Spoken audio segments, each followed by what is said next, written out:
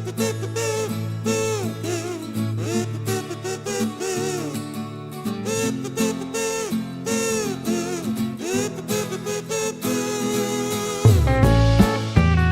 morning all of you. Okay, before we started chapter here, today we will start chapter 2 unit 2, Henry and Chameleon, Henry a chameleon. So before we started the chapter 2, we'll read about this unit. We'll study in this unit कि कौन कौन से animals होते हैं, who are the animals who uses for the humans, जो लोगों के लिए important होते हैं. And you have to collect the pictures of the animals and paste in this unit also with some intro. Okay, so we have to make a list about 10 useful animals to humans. ठीक है. So first one is cow. You know about cow. Cow gives us milk and it is very useful to us. Cow, buffalo, you know. Next is, you can say dog. Dog are the most faithful animal. Dog are the most faithful animals which help humans for security purpose also. And next one is bees. They gives us honey. Okay. Elephant also useful for the humans. They carry some heavy luggage. And horse cart, horse which use in the cart for loading the luggage and many things. Birds are also useful for us. Some birds lay eggs also. Goat are also useful for us. They give us also milk. Cats take the rats and they are also useful for us. Goat are also useful for us. Sheep gives us wool and they are also useful for us. And last is rats. So these are the animals who are useful for the humans, and you have to paste a picture of these animals. At least 6 pictures you have to paste in this unit. Okay, so in the next class we will read about our animal also. So today we will start with the 3rd chapter, 2nd unit of class 7th English reader. Here we start. Henry a chameleon. Henry कौन है? एक chameleon है. Chameleon, you know, a kind of reptile which was found in the forest. It's like a frog. It changes its colors. You know, generally हमें ये देखने के लिए नहीं मिलता है because it's found in the jungly forest. Read the story of an unusual pet chameleon. The author of this story is Ruskin Bond. Author कौन है इस स्टोरी के? Ruskin Bond. He is the most popular children's writers of today. कौन है ये? Most popular children's writer. Okay, मतलब बच्चों की स्टोरी लिखते हैं. This is the story of Henry a pet chameleon. Chameleons are in class by themselves and are no ordinary reptiles. ये हमारा पेट है हेनरी, बट जो chameleon होते हैं वो जनरली ऑर्डिनरी रेप्टाइल्स नहीं होते. They are different, they are some different. उनके जो फीचर्स होते हैं that's are also different, that are not common and they are not keep as a pet at the home. ये इन्होंने पेट रखा है, बाकी वो पेट की तरह उनको नहीं पाला जाता generally. They are easily distinguish from their nearest relative the lizard. ठीक है, लिजार्ड की तरह आप उन्हें मान सकते हो, उनका मतलब कैटेगरी में आते हैं, बट उनके फीचर्स जो होते हैं बहुत आउटस्टैंडिंग होते हैं. A chameleon tongue is as long as his body. उसकी जो टंग होती है वो कैसी होती है? उसकी बॉडी की तरह लंबी. और इसके जो लिम्स होते हैं वो भी बहुत लंबे होते हैं, स्लेंडर होते हैं, एकदम पतले. और उसकी जो फिंगर्स और टोज होती हैं वो किससे मैच करती हैं? पैरट के क्लॉज से. जो पैरट के पंजे होते हैं उससे उसके फिंगर्स और टोज मैच करते हैं. On it's has may be any of several ornaments. उसके सर पे एक कोई ऑर्नामेंट टाइप का होता है, जो होता है क्या होता है? Crest. That look like a fireman's helmet. किसकी तरह लगता है वो? एक फायरमैन के हेलमेट की तरह. Henrys eyes were his most remarkable feature. They were not beautiful, but his left eye was quite independent of his right. He could move one eye without disturbing the other. Each eyeball bulging out of his head warped side to side, backward and forward. This fringe movement gave Henry a horrible squint. ठीक है, तो क्या होता है, जो उसकी eyes है वो क्या है, वो एक रिमार्केबल फीचर है. रिमार्केबल मतलब एकदम डिफरेंट फीचर है जो किसी में नहीं पाया जाता. वो बहुत ब्यूटीफुल तो नहीं है, पर उसकी आईज जो है वो क्वाइट इंडिपेंडेंट. लाइक उसकी one eye, he can move one eye without disturbing other, and he can move another eye without disturbing first one, former. Okay, तो they both are independent. He could move one eye without disturbing the other. Each eyeball bulging out of his head. जो हर eyeball है वो अलग है. Warped side to side, backward and forward, पीछे और आगे जा सकती हैं. This frenzied movement gave Henry a horrible squint. जो ये मूवमेंट है ये हेनरी को एक स्केरी लुक देता है, भयानक. And one look into Henry's frightful gaze was often enough to scare people. और इसका जो वो होता है घूरना, ये एकदम डिफरेंट है और लोगों को डराने के लिए बहुत है. और एक्चुअल में वैसे भी कैमिलियंस क्या होते हैं, बड़े डेंजरस और पॉइजनस रेप्टाइल्स होते हैं. मतलब इनमें बहुत जहर होता है और ये बहुत डेंजरस होते हैं. ये किसी की जान भी ले सकते हैं, इसलिए इन्हें जनरली एज अ पैट नहीं रखा जाता. वन डे, अब ग्रैंडफादर बता रहे हैं कि वो कैसे हमारे घर का मेंबर बना, Henry. One day grandfather was visiting a friend when he came upon a noisy scene. एक बार वो विजिट कर रहे थे, अपने फ्रेंड के वहाँ गए थे, तो उन्होंने देखा कि गार्डन में बहुत नॉइज, बहुत लोग शाउट कर रहे हैं, बहुत hurling stones and brandishing sticks, बहुत आवाज़ आ रही है, बहुत आवाज़ें आ रही हैं. The cause of the अप्रोर was a chameleon. और ये इतना ज़्यादा ये सब शोर क्यों हो रहा था, क्योंकि कोई कैमिलियन था जो पाया गया था. कहाँ पाया गया था, धूप में, on a shrub. Someone claimed that chameleon could poison people 20 feet away. किसी ने कहा था कि 20 फीट दूर से भी कैमिलियन अटैक कर सकता है. अगर वो स्पिट कर दे तो 20 फीट दूर से भी वो इंसान की जान ले सकता है. The residents of the area had risen up in arms. जो लोग थे उन्होंने उसे अपने आर्म्स में उठाया और उसे थ्रो करने जा रहे थे. Grandfather was just in time to save the chameleon. और ग्रैंडफादर ने उसे कर लिया सेव फ्रॉम सर्टेन डेथ, मरने से बचा लिया और उस लिटिल रेप्टाइल को घर ले आए. That chameleon was Henry and that was how he came to live with us. उसका नाम कैमिलियन था, मतलब हेनरी रख दिया हमने, और वो हमारे घर रहने आ गया. When I visited Henry, he would treat me with great caution. जब मैंने उसे मिला तो उसने मुझे बड़े ध्यान से देखा. Sitting perfectly still on his porch. वो एकदम बैठा था अपने बिल्कुल अच्छे से अपने बसेरे पे, मतलब अपने घर में, अब मेरे पीछे. The eye nearer to me would move around like the beam of a searchlight until it had me well in focus. उसने अपनी आईज से मुझे देखा और ऐसा लग रहा था जैसे एक आईज चल रही है और दूसरी स्टॉप है. ऐसे वो बिल्कुल बीम लाइट की तरह जगमगा रही थी, जैसे जुगनू की तरह जगमगा रही थी. Then it would stop and other eye would begin an independent survey of its own. एक आई ने स्टॉप किया काम करना, फिर दूसरी आई ऐसे मटकने लगी. For a long time Henry trusted no one. बहुत टाइम तक तो वो किसी पे ट्रस्ट करता नहीं था. उसने मुझे भी बहुत मुश्किल से अपनी फ्रेंड लिस्ट में लिया था. पहले वो मुझे बहुत सस्पिशियस नज़र से देखता था, मतलब लाइक सस्पिशियस नॉट रिलायबल, प्यार मतलब एक सस्पेक्टेड नजरों से, कि डाउटफुल रहता था वो. Tiring of his very attitude I would tackle him gently in the ribs with my finger. फिर मैंने उसे ऐसे टिकलिंग करी, मतलब ऐसे पकड़ा, गुदगुदी सी करी अपनी फिंगर से. This always through him into a great race. फिर वो एकदम से घूरने लगा. He would blow himself upon an enormous size as his lungs filled up with the air.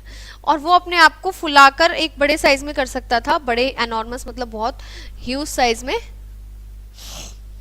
क्योंकि उसके लंग्स के अंदर हवा भर सकती है. While his color changed from green to red. और ऐसा कि आपको पता है गिरगिट कलर चेंज करता है, वो भी काइंड ऑफ गिरगिट ही है, नॉट एग्जैक्टली गिरगिट. तो वो ग्रीन टू रेड हो जाता है. He would sit ups on his hind legs. अपने पतले पतले पैरों पे वो बैठता है. Swing from side to side, hoping the over me. मेरे आसपास ऊपर नीचे होता रहता है. Opening his mouth very wide. उसका माउथ बहुत बड़ा खुलता है. He would let out an angry hiss. एक गुस्से भरी वो होती है उसकी निगाहें और उसकी बातें, but his threatening display went no further, he did not bite. पर वो काटता नहीं है और लगता है कि वो धमकी दे रहा है, बट कुछ होता नहीं है, कोई प्रॉब्लम नहीं होती, वो हार्मलेस है, उस हार्मफुल बिल्कुल भी नहीं है हमारे लिए। Henry was a harmless fellow, एक वो हार्मलेस फेलो है। If I put my finger in his mouth even during his wildest moments he would simply wait for me to take out again.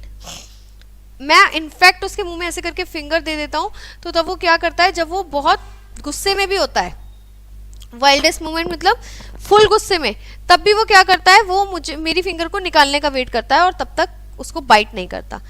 मेरे को लगता है कि वो बाइट कर लेगा। I suppose he could bite, his rigid jaws carried a number of finely pointed teeth, और उसके जो जबड़े हैं उसमें कितने ऐसे पैने नुकीले टीथ हैं। But Henry seemed convinced that his there were 3 of the sole purpose of chewing food not fingers. But उसको लगता है कि ये जो टीथ हैं मेरे, ये खाना च्यू करने के लिए हैं, ना कि फिंगर च्यू करने के लिए, तो इसलिए वो नहीं वो करता, च्यू नहीं करता मेरी finger. Henry was sometimes willing to take food from my hands, कई बार उसका मन करता है कि वो मेरे हाथ से खाना खाए। This he did very swiftly, बड़े अच्छे से वो ये करता है। His tongue perform like a boomerang, और उसकी टंग कैसी होती है, बूमरैंग की तरह। आपको पता है आजकल उस पे जैसे उस पे बनाते हैं हम, इंस्टा पे बूमरैंग बनाते हैं, कोई चीज आई फिर गई, फिर आई फिर गई, मतलब बार बार बार बार बार बार। तो ऐसे ही उसकी जो उसको है बूमरैंग से कंपेयर किया गया है। His tongue perform like a boomerang, उसकी टंग भी बूमरैंग की तरह होती है, ऐसे ऐसे ऐसे ऐसे पलटती रहती है। Always come back to him with the food, usually an insect attach to it. ठीक है, उसकी टंग भी एक बूमरैंग की तरह वर्क करती है, अंदर बाहर अंदर बाहर। Although Henry didn't cause any trouble in our house, उसने कभी भी हमारे हाउस में कोई ट्रबल नहीं किया, कोई नुकसान नहीं किया। He did create somewhat of a riot in the nursery down the road, it started out quite innocently, एकदम शांत तरीके से वो रहता है। When the papayas in our orchard were ripe, जो हमारे गार्डन में जो पपायाज थे वो बहुत कच्चे थे तब। Grandmother send a basket full to her friend, grandmother ने क्या किया, एक बास्केट भर के अपनी फ्रेंड को भेजी। क्या नाम था उनका फ्रेंड का, Mrs Ghosh, who was the principle of nursery school, वो नर्सरी स्कूल की प्रिंसिपल थी। While the basket sat waiting, Henry was searching for beetles and slipped in among the papayas. और वो सर्च कर रहा था हेनरी कि मुझे पपायास के बीच में बीटल्स मतलब एक कीट मकोड़े टाइप होते हैं वो मिल जाएं, और वो इसलिए बास्केट के अंदर चला गया बिना बताए। The gardener dutiful carried the basket to the school and left in Mrs Ghosh office, उसने जाके वो मिसेस घोष के ऑफिस में रख दी। When Mrs. Ghosh returned after making her rounds, she began examining and admiring the papayas and out popped Henry. उन्होंने क्या किया, उन्होंने उस बास्केट को एग्जामिन कर रही थी, देख रही थी वो कि ये कैसे हैं पपायास, और उन्होंने एकदम से देखा कि उसमें से हेनरी बाहर आ गया, मतलब कोई कैमिलियन बाहर आ गया। ओ भाई, वो तो चिल्लाई। Mrs Ghosh screamed very very loudly. Henry squinted up at her, उसने भी उनकी तरफ चिल्लाने लगा क्योंकि वो भी उनकी चिल्लाने को देख के डर गया था। बोथ आइज रिवॉल्विंग फ्यूरियसली, उसकी दोनों आइज ऐसे ऐसे घूम रही थी। Mrs Ghosh screamed again. Henry colour change from green to yellow to red, और उसका कलर चेंज होता रहा, पहले था ग्रीन फिर येलो फिर रेड हो गया। His mouth opened as though he would like to scream, उसका मुंह भी ऐसे खुल रहा था जैसे वो चिल्लाना चाह रहा है। An assistant teacher rushed in and took one look at the chameleon and joined in the shrieking, किसी और ने भी देखा, एक और टीचर थी असिस्टेंट टीचर, उसने भी देखा वहां पे कि अरे बास्केट में कैमिलियन है, वो भी चिल्लाने लगी। Henry was terrified, Henry finally डर ही गया। ही फ्लेड फ्रॉम द ऑफिस, और वो ऑफिस से क्या हुआ, फ्लेड हो गया, भाग गया।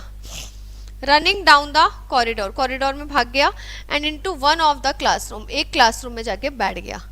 There he climb up on the desk while children ran, जब बच्चे इधर उधर भाग रहे थे तो वो डेस्क पे चढ़ के बैठ गया।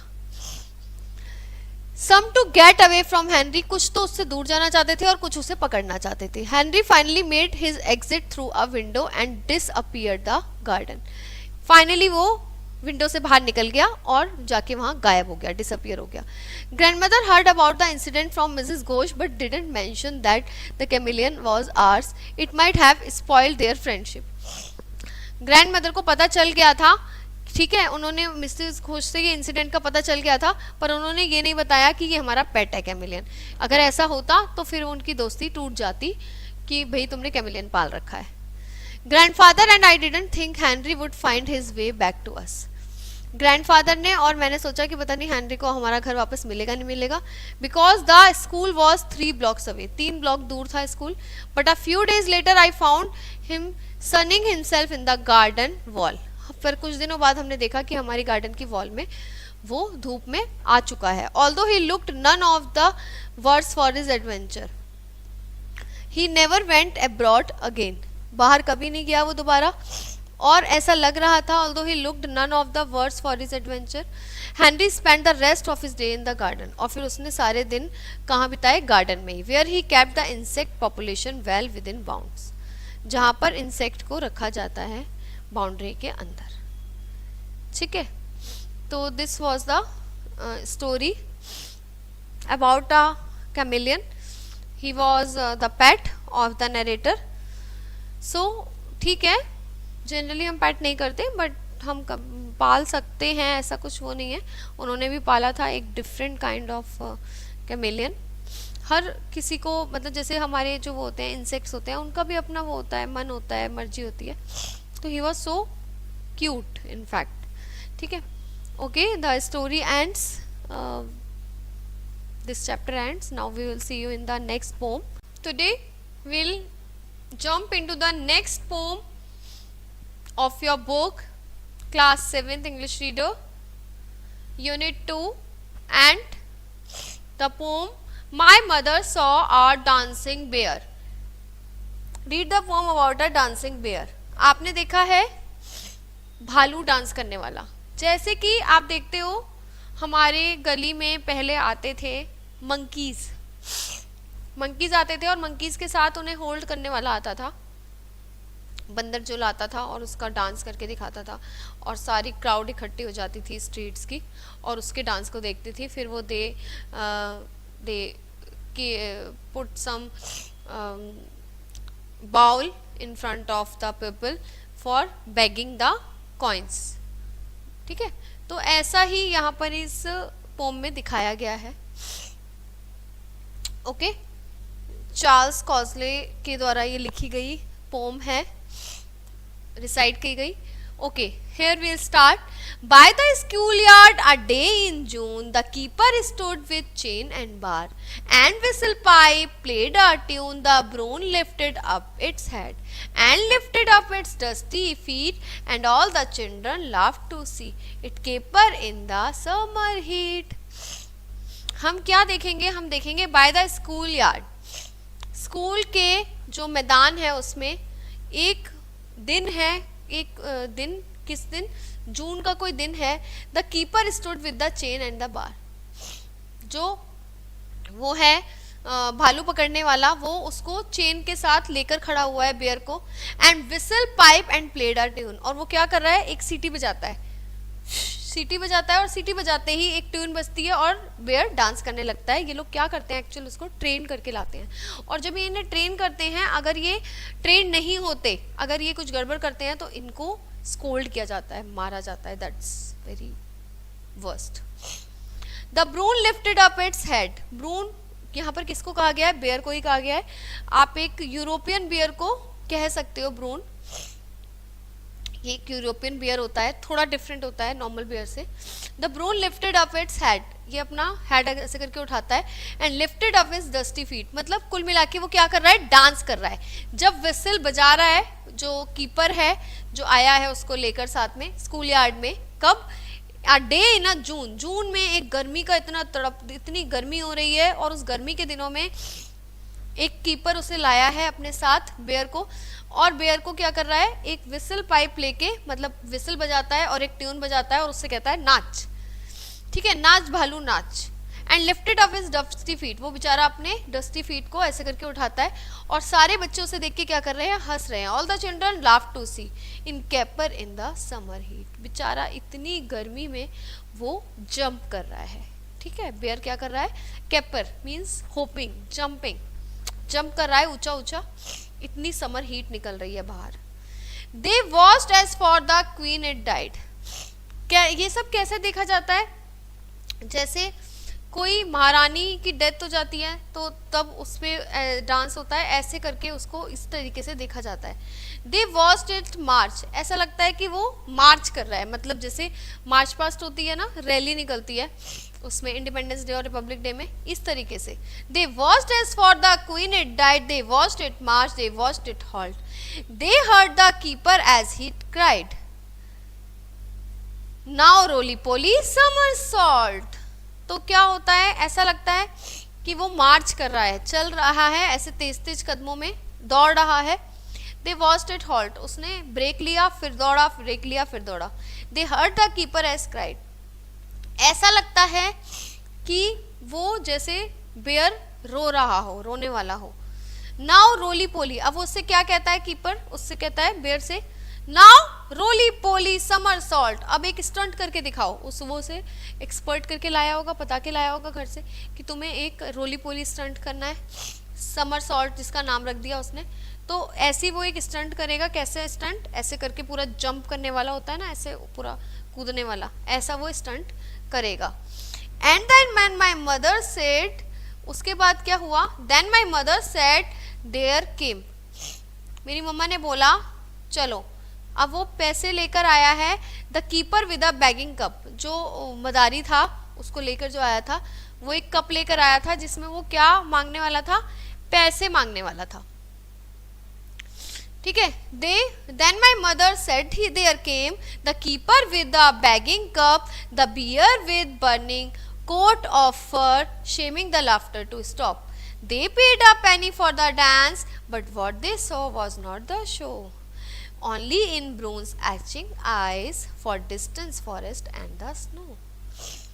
फिर मेरी मम्मा ने कहा चलो अब हम इन्हें पैसे देते हैं, और जो कीपर है मदारी था वो एक बैगर कप लेकर आया जिसमें हम उसको पैसे डाल सकते हैं। The bear with burning coat of fur, जो बियर था वो क्या था, बर्निंग कोट ऑफ फर, उसका जो फर था, मतलब जो उसका स्किन थी, फरी फरी स्किन होती है ना उसकी, वो जल रही थी, जल। Shaming the laughter to stop, और क्या हो रहा था, बड़ा मतलब शेम की बात है बहुत, मतलब हम जैसे हमें उस पर हंसना ही नहीं चाहिए, हमें इस बात पे हंसना नहीं चाहिए, हमें रोना चाहिए। Shaming the laughter to stop, हमें अपने हंसी को कंट्रोल करना चाहिए। They paid a penny for the dance, हमने पैसे दिए, किस लिए दिए, डांस देखने के लिए, बट वो डांस नहीं था। दे saw was not the show, वो शो नहीं था, वो शो नहीं था, वो जो ब्रून था, जो बियर था, उसकी दुख भरी दर्द भरी निगाहें थी, उसकी दर्द भरी निगाहों में आंसू दिख रहे थे साफ। फॉर डिस्टेंस फॉरेस्ट, किस चीज के दुख, अपने घर से, अपनी फैमिली से दूर होने का दुख, अपने फॉरेस्ट से, अपने जंगल से, अपने स्नो से, अपने जो नियर एंड डियर्स हैं उनसे दूर होने का डर। तो लास्ट स्टैंजा में what we saw, and my mother said the came the keeper with the begging cup, the beer with burning coat of fur, shaming the laughter to stop. They paid a penny for the dance, but what they saw was not the show, only in bronze acting eyes for distance forest and the snow.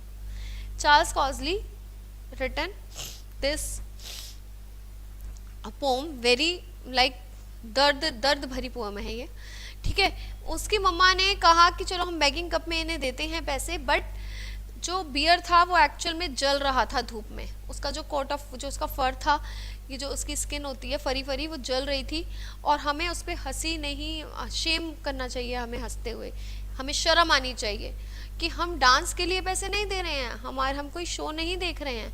वो show नहीं था, वो क्या था, उसकी दुख भरी निगाहें थी, वो दर्द भरी निगाहों से सिर्फ उछल कूद कर रहा था, वो वेट कर रहा था अपने घर वापस जाने का, अपने घर वालों को याद कर रहा था, अपने नियर और डियर्स को याद कर रहा था, जहाँ से उसे उठा के ले आए हैं जबरदस्ती डांस दिखाने के लिए, भालू डांस। सो यही होता है, चाहे वो मंकी के साथ हो, चाहे बेयर के साथ हो। जो हम लोग क्या करते हैं, जो मदारी लोग होते हैं, जो कीपर्स होते हैं, वो पैसा कमाने के लिए ऐसे एनिमल्स को उठाते हैं, उन्हें ट्रेन करते हैं मार मार के, और फिर उन्हें लेकर आते हैं गली मोहल्ले में, ठीक है, स्ट्रीट्स में। That is very wrong in my eyes, very very very painful for them to separate them from their belongings. आप उन्हें अपने प्रियजनों से दूर कर रहे हैं, that is very bad. So I am not in favour of this. How the rhyme now close stop the poem में हमने देखा कि जून के दिनों में ऐसा हो रहा था और हमें इन सब के खिलाफ रहना चाहिए, हमें इन सब का साथ बिल्कुल नहीं देना चाहिए, हमें ऐसे शोज़ में बिल्कुल पार्टिसिपेट नहीं करना चाहिए, बिल्कुल नहीं देखना चाहिए। Okay guys, your poem ends. हमने आज ये पोम पढ़ी, अब हम इसको फिनिश अप करते हैं। This is finished now. We'll see you in the next class with the new chapter of third unit. Okay, bye bye. Have a nice day.